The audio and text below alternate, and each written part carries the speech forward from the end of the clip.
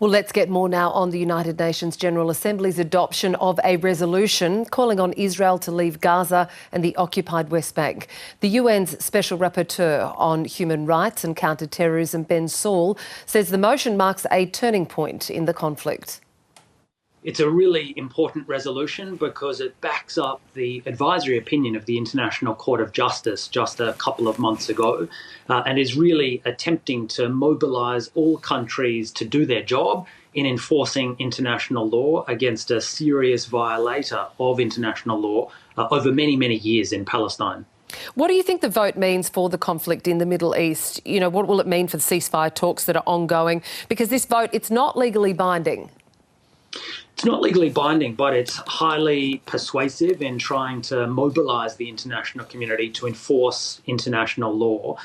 Any resolution of the conflict in the Middle East, including the current conflict in Gaza, but also the wider Israel-Palestine dispute, has to be consistent with international law. It can't be a free-for-all of just political negotiations where whoever's the most powerful or who has the most powerful friends wins. Any settlement needs to be consistent with international law, and that's what this resolution and the International Court decision is trying to do. We were just running some pictures there of how countries voted and the overall outcome. It was 124 yes to 14 no, but Australia, as we know, abstained, citing concerns with the resolution. What were their concerns? Well, that's a pretty significant majority, and it's similar to numbers of countries that voted in favour of resolutions condemning Russia for its invasion in Crimea as well.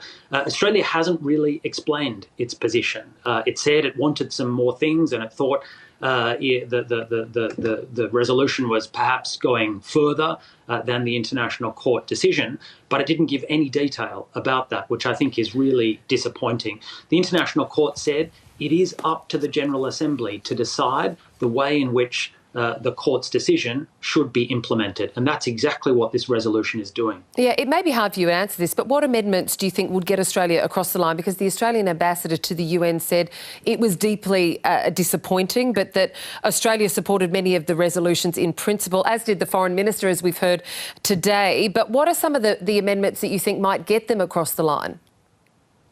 Well, it's impossible to know because they haven't said, and it's incumbent upon the government to disclose what they were unhappy with. I mean, on the one hand, the Foreign Minister is saying that Australia is already doing many of the things that the resolution urges countries to do. So what's the problem? What in the resolution does Australia disagree with? All of the steps in the resolution are designed to compel Israel to comply with international law. That includes halting arms exports, which Australia says it already does. It includes trade and investment sanctions on activities related to the occupied territories. It requires return and restitution of property illegally taken, reparation for the harm and done through the Israeli occupation, including the settlement activities. All of those things are required by international law, and Australia should act consistently with them.